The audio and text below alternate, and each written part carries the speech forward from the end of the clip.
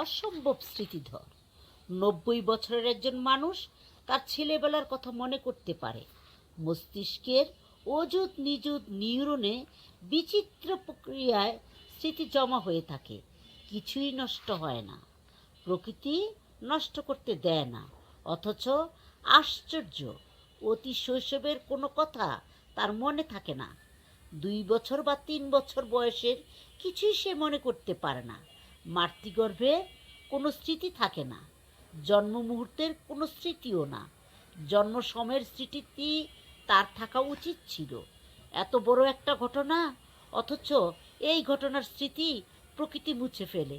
মনে হয় প্রকৃতি কোনো বিশেষ উদ্দেশ্যে এতে কাজ করে। প্রকৃতি হয়তো চায় না পৃথিবীর সঙ্গে প্রথম পরিচয়ের কথা আমরা মনে করে রাখি। আমি যখন মন ঠিক করে ফেললাম ছেলেবেলার কথা লিখব, তখন খুব চেষ্টা করলাম জন্ম মুহূর্তের স্মৃতির কথা মনে করতে এবং তার পেছনে যেতে। যেমন মাতৃগর্ভ। কেমন ছিল মাতৃগর্ভের সেই অন্ধকার?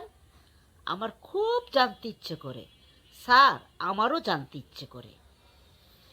স্মৃতি মনে করিয়ে দেয়, আমেরিকা থাকাকালীন সময় এই ড্রাগের খানিকটা জোগাড় করেছিলাম।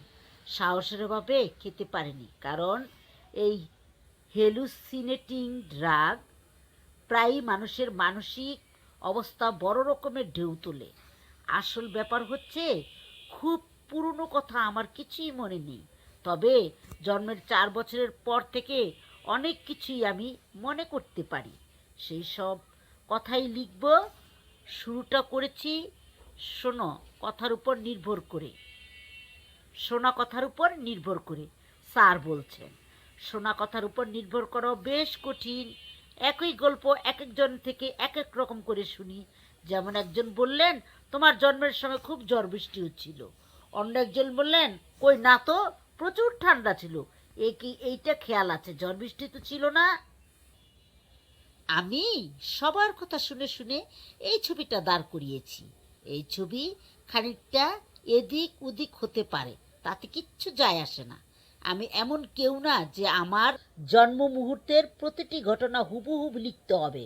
কোনো ভুলচুক করা যাবে না, থাকুক কিছু ভুল। আমাদের জীবনের একটা বড় অংশ জুড়েই তো ভুল এবং ভ্রান্তি।